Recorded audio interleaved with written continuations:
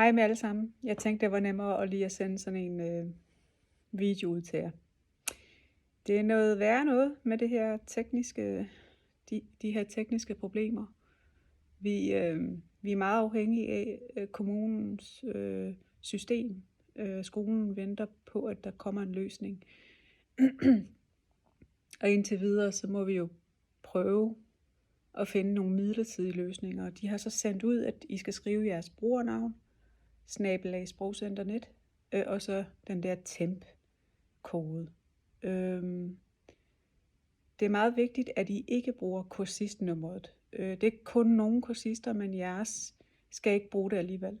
Så brug det, som I altid har brugt. Det er altid sådan 4 bogstaver, og så er der nogle tal. Jeg tror, der er 8 cifre, og så er det /sprogcenter.net. For eksempel mit, det hedder Mary 0156 sprogcenter.net. Så skriver I temp, og de sidste 4 cifre i jeres CPR-nummer, altså personnummeret. Det er jo jeres fødselsdag og fødselsår, og så kommer de her 4 cifre. Og det er jo, ja, det kan være sådan noget 63, 98 eller sådan noget, ikke? Altså det er jo nogle tilfældige numre, kan man sige, ikke? Jeg tror, I kender det, men det er bare for at skære det ud i pap, som man siger på dansk. Ja, hvad mere kan man sige? Altså når I skal huske at skrive stort T, altså temp 63 80. Det er jo de sidste 4 cifre, ikke? Og det skal være med stort T, og det er jeres kode. Altså det er koden til det der brugernavn, som I har. Log ud af Google, altså af Gmailen. I skal logge jer ud af Gmail. Det er meget vigtigt, hvis I har en Gmail, som er logget på.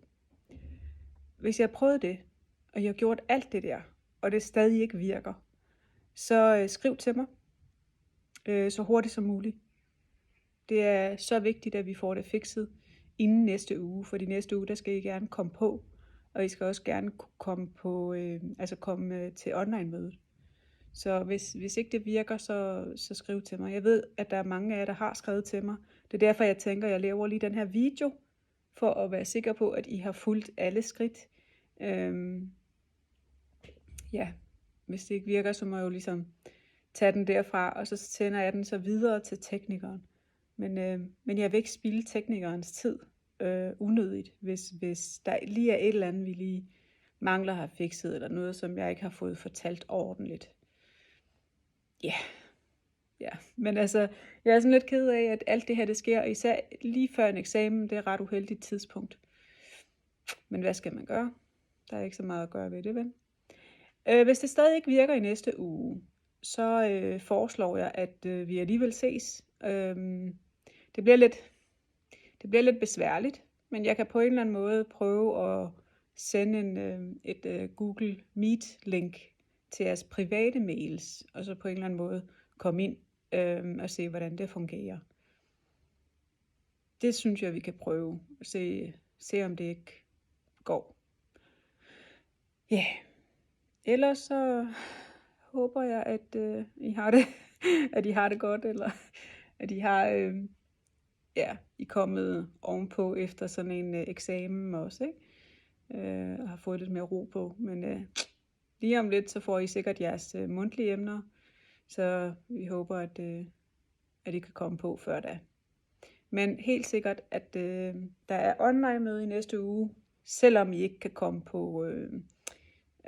på hjemmesiden, så finder vi ud af det. Tager den derfra, ikke?